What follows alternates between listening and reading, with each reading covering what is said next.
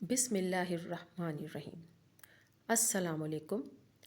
سیرت النبی صلی اللہ علیہ وآلہ وسلم کے حوالے سے آج میں قسط نمبر 13 پیش کروں گی۔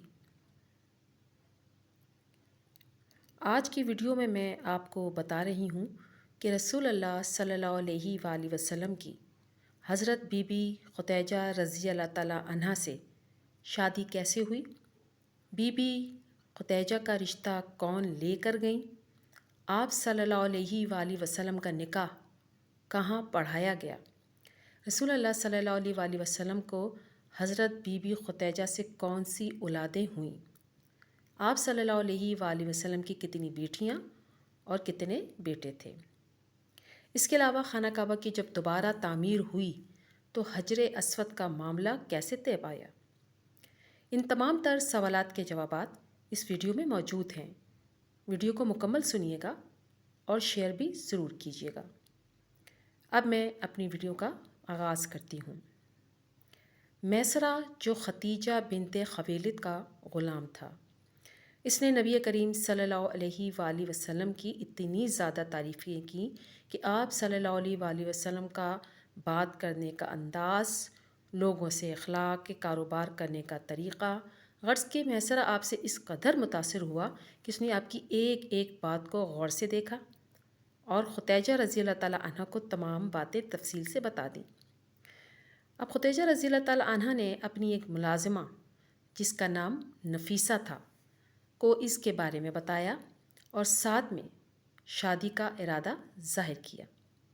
نفیسہ نبی کریم صلی اللہ علیہ وآلہ وسلم کے گھر آئیں اور آپ صلی اللہ علیہ وآلہ وسلم سے پوچھا کہ اے محمد صلی اللہ علیہ وآلہ وسلم، شادی کیوں نہیں کر لیتے؟ آپ جوان ہیں، خوبصورت ہیں۔ نبی کریم صلی اللہ علیہ وآلہ وسلم نے جواب دیا کہ مجھ سے شادی کون کرے گا؟ میں بکریوں بھیڑوں کی دیکھ بھال کرنے والا ہوں اور میرے پاس اپنا گھر نہیں، اپنے چچا کے ساتھ رہتا ہوں۔ نفیسہ نے اپنا مدعا بیان کیا کہ ختیجہ بنت خویلد کے بارے میں کیا خیال ہے؟ خوبصورت ہیں، مالدار ہیں، اچھی کاروباری شخصیت ہیں۔ یہ سن کر نبی کریم صلی اللہ علیہ وآلہ وسلم نے فرمایا کہ ختیجہ مجھ سے شادی کیوں کرنا چاہیں گی؟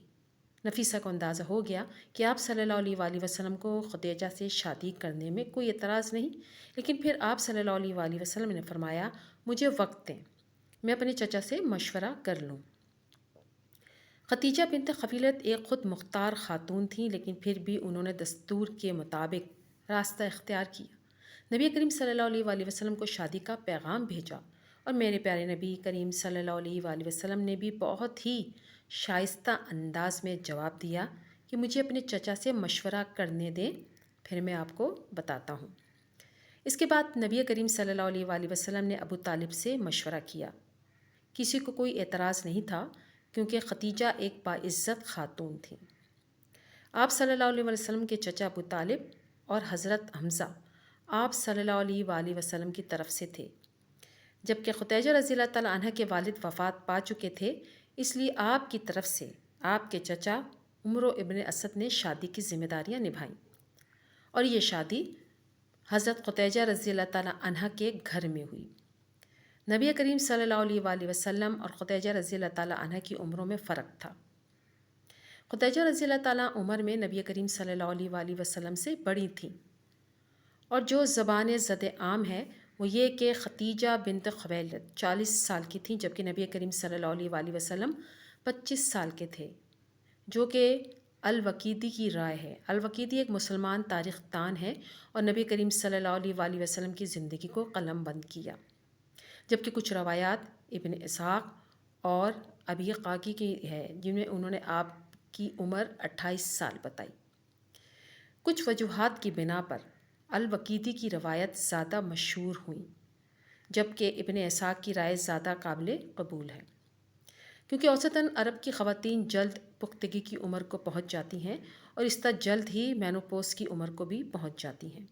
عرب کی خواتین میں مینوپوز کی اوسطاً عمر 48 سے 50 سال تک ہے، جبکہ خدیجہ رضی اللہ تعالیٰ عنہ آپ صلی اللہ علیہ وسلم کے 6 بچوں، 4 بیٹیاں اور 2 بیٹوں کی ماں تھیں۔ ان دونوں کی عمروں کا موازنہ کریں تو 28 سال زیادہ مناسب لگتی ہے۔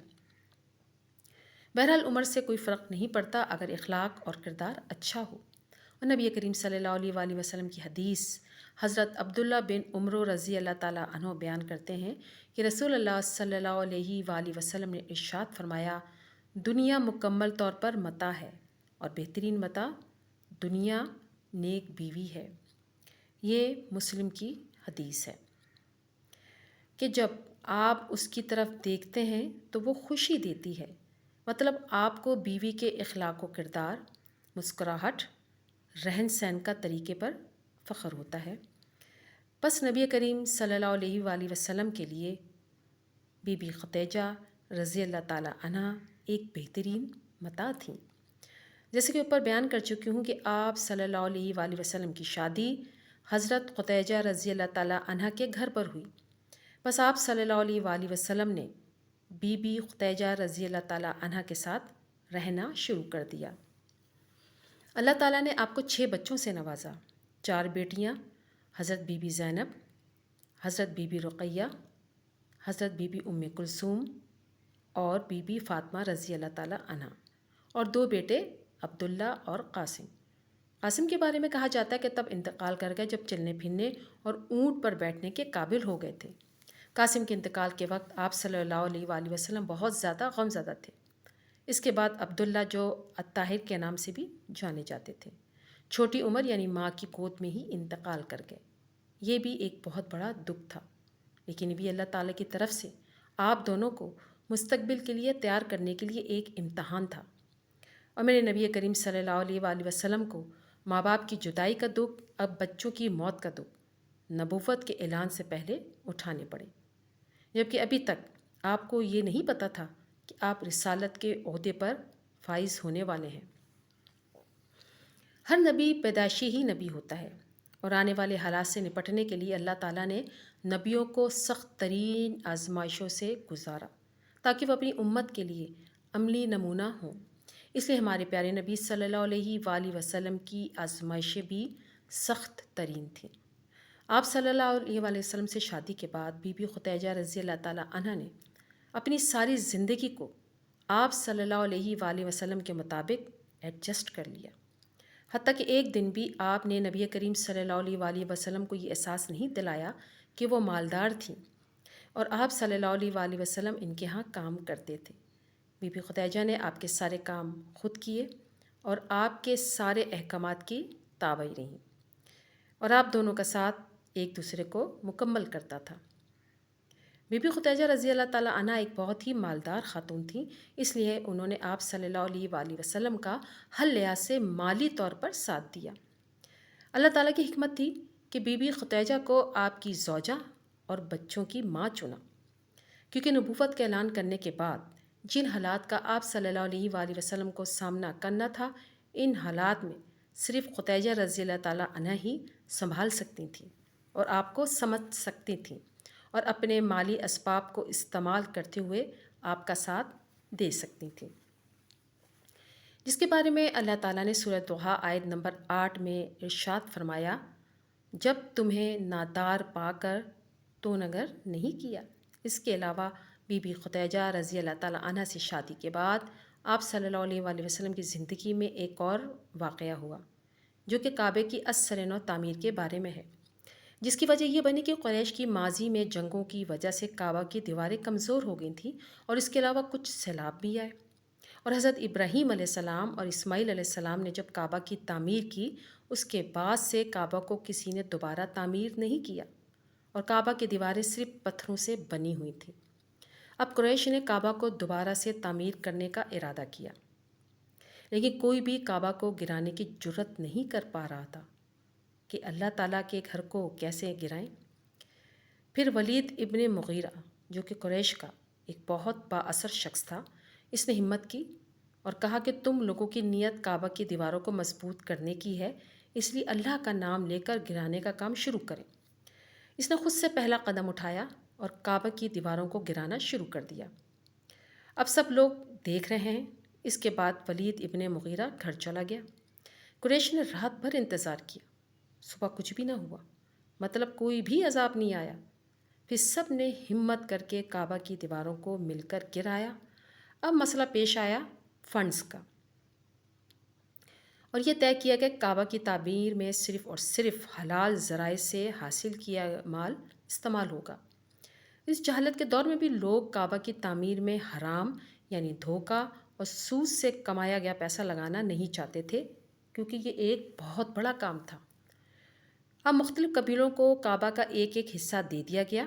ان سب نے کعبہ کی دیواروں کو کھودنا شروع کر دیا، اور کسی کو یہ معلوم نہیں تھا کہ کس قدر کھدائی کی جائے، حتیٰ کہ انہوں نے سبز رنگ کی بنیادیں دیکھ لیں۔ یہاں پر آ کر انہوں نے کھدائی بند کر دی۔ بس کعبہ کی بنیادیں وہی ہیں جو کہ ابراہیم علیہ السلام نے رکھی تھیں، اور ابراہیم علیہ السلام نے کعبہ اس طرح تعمیر کیا تھا کہ اس کے 2 کونے تھے، ایک کونا حجر اسود کا اور ایک کونا جہاں رکن یمنی ہے، اور آج ایک حصہ کمان کی صورت میں تھا جسے آج ہم حتیم کے نام سے جانتے ہیں۔ لیکن قریش مکہ جب کعبہ کو تعمیر کر رہے تھے تو انہوں نے دیواریں زیادہ اونچی کر دیں اور فنڈز ختم ہو گئے، سو انہوں نے یہ فیصلہ کیا ہم اس کو ایک اسکوائر کی شکل میں بنا دیتے ہیں، اور جب ہمارے پاس فنڈز آئیں گے تو اس کو دوبارہ اسی شکل میں بنا دیں گے اور حتیم کو بھی اس میں شامل کر لیں گے۔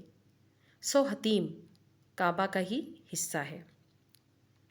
یہ سنن ابن ماجہ اور سنن ابن داؤد کی حدیث ہے۔ اس کے بعد ایک اور مسئلہ پیش آیا کہ حجر اسود کو واپس اس کی جگہ پر کون رکھے گا؟ ہر قبیلہ یہ اعزاز لینا چاہتا تھا، لیکن کوئی حل نہیں نکل رہا تھا۔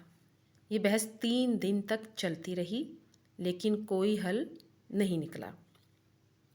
پھر ایک شخص جس کا نام ابو امیہ ابن مغیرہ تھا، ایک رائے دی کہ ہم اس معاملے کو اس طرح سے حل کر سکتے ہیں کہ اب کعبہ میں جو بھی شخص داخل ہوگا وہ ہمارے درمیان فیصلہ کرے گا کہ کون سا قبیلہ حجر اسود کو اس کی جگہ پر واپس لگائے گا۔ سب لوگ انتظار کر رہے ہیں کہ کون آتا ہے۔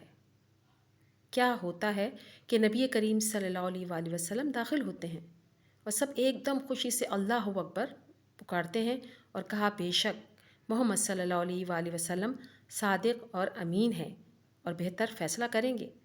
مسئلہ پیش کیا گیا۔ نبی کریم صلی اللہ علیہ وآلہ وسلم نے سب سے ایک چادر لانے کو کہا اور اس میں حجر اسود کو رکھا، اور سب قبیلوں والوں سے کہا کہ چادر کو پکڑ لیں اور اس کو اس کونے کے پاس لے جائیں جہاں اس کو رکھنا تھا۔ سو تمام لوگ قبیلے والے خوش ہو گئے اور یہ سعادت سب لوگوں کے حصے میں آ گئی۔ نبی کریم صلی اللہ علیہ وآلہ وسلم نے خود حجر اسود کو اٹھا کر اس کی جگہ پر رکھ دیا۔ اس طرح یہ مبارک کام اللہ تعالیٰ نے آپ صلی اللہ علیہ وآلہ وسلم کے ہاتھوں سے لیا۔ سبحان اللہ۔ تمام دوستوں سے گزارش ہے کہ ایک مرتبہ درود ابراہیمی ضرور پڑھ دیجیے۔ جزاک اللہ خیر۔